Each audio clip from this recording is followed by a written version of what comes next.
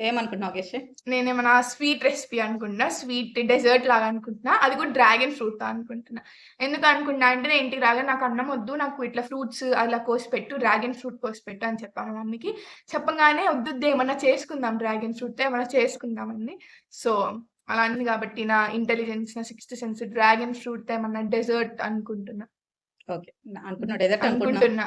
Okay. Dragon ఫ్రూట్‌తో అనుకుంటున్నావు. Dragon fruit. Okay. సరే ఇంక కళ్ళు మూసుకో. ఏదో చెప్పేద్దు. ఓకే. టేస్ట్ చేసి బాగా చెప్పాలి నువ్వు. నిన్న కూడా కళ్ళు తెరిచేసావు. నేనేం తెరవలే. కళ్ళు తెరిచావు కదా! కళ్ళు తెరిచినా కానీ చూడలే. ఏదైతేనే చెయ్యి చాప్. టేస్ట్ చేస్తే చెప్పాలి. ఏమైంది? ఇదిగో స్పూన్ ఇది.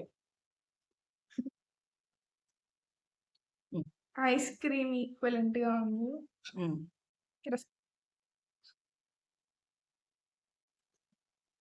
ఐస్ క్రీమ్ ఏం ఐస్ క్రీమ్ అయితే తెలియదు. ఐస్ క్రీమ్ అనుకుంటున్నాం. ఏం ఐస్ క్రీమో తెలీదు. సరే ఇంకోసారి టేస్ట్ చేసి చెప్పు. సబ్జా, పొమోగ్రానేట్, మ్యాంగోనా? ఎక్కడైనా తిన్నట్టు గాని, తిన్నట్టు ఎప్పుడైనా టేస్ట్ చేసినట్టు గాని చెప్తే అవాక్ అవుతావు. Pumpkin ice cream. అంత భయంకరంగా ఉందా? బాగుంది కానీ పంప్కిన్ అంటేనే అలా అనిపిస్తుంది. తినడానికైతే పంప్కిన్ లానే లేదు. చాలా బాగుంది.